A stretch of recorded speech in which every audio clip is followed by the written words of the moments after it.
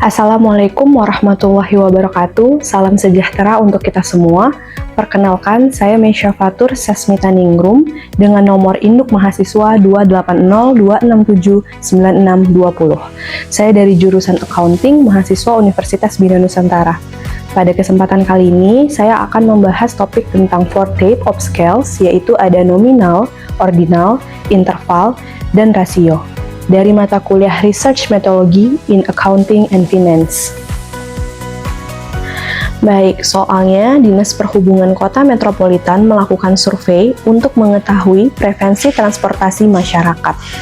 Mereka menanyakan jenis transportasi utama yang digunakan responden setiap harinya, baik berupa mobil pribadi, motor, bus, kereta, ojek online, atau bahkan berjalan kaki.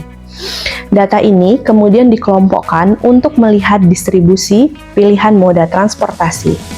Tidak hanya itu, peneliti ini juga meminta responden menyusun moda transportasi yang paling nyaman hingga paling tidak nyaman, serta memberikan skor kepuasan dari 1 sampai dengan 10 terhadap layanan transportasi publik.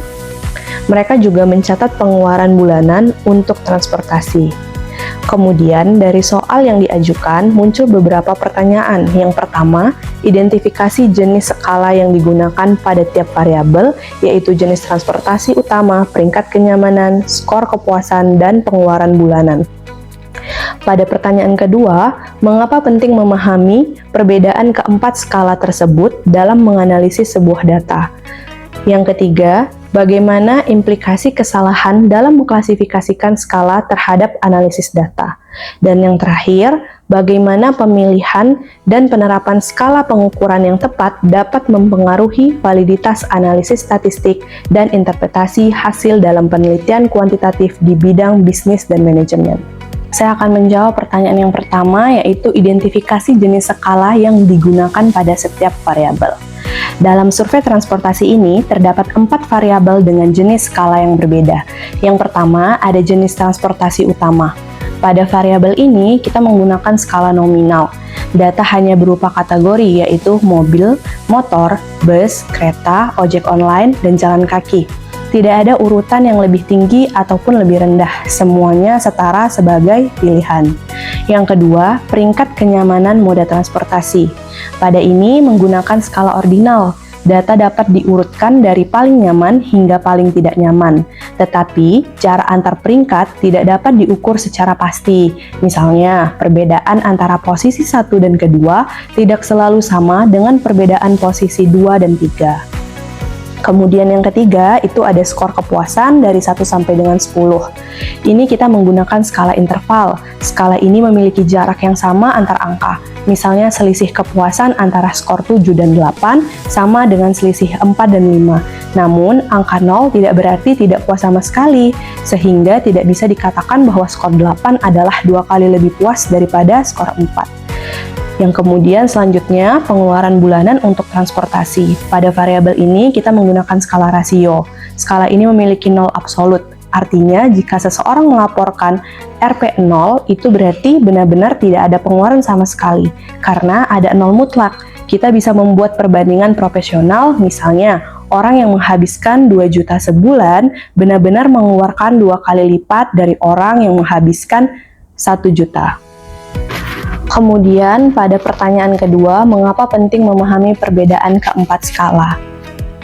Memahami perbedaan ini sangat penting, karena jenis skala menentukan analisis statistik yang bisa dan tidak bisa dilakukan.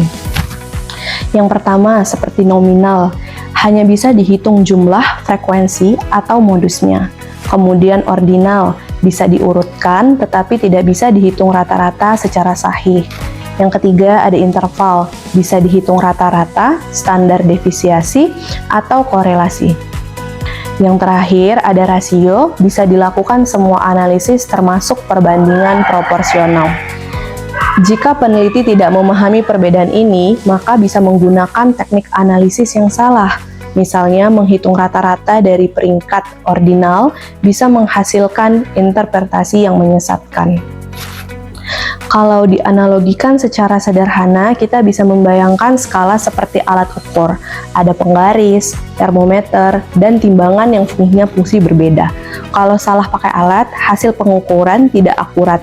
Begitu juga dengan skala data. Salah paham bisa membuat analisis salah arah. Kemudian pada soal ketiga, bagaimana implikasi kesalahan dalam mengklasifikasikan sebuah skala. Kesalahan klasifikasi bisa berdampak serius pada kualitas hasil penelitian. Misalnya, jika data ordinal diperlakukan sebagai interval, peneliti bisa salah menghitung rata-rata peringkat kenyamanan. Padahal, jarak antar peringkat tidak konsisten.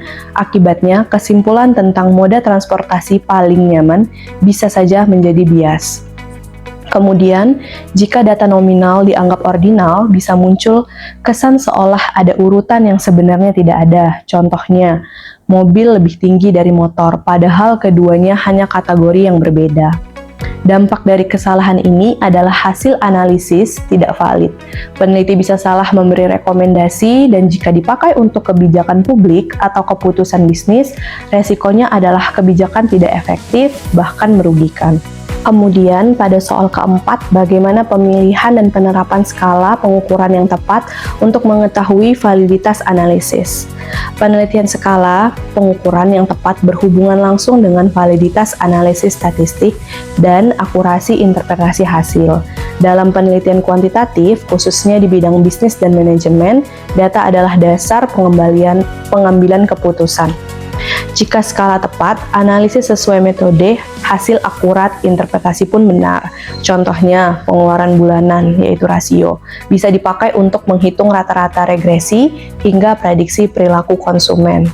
Kemudian, jika skala salah, metode yang dipakai tidak sesuai, hasil bisa bias, interpretasi menyesatkan. Contohnya, memaksa data ordinal untuk regresi linear akan memberikan hasil tanpa ilmiah tidak valid.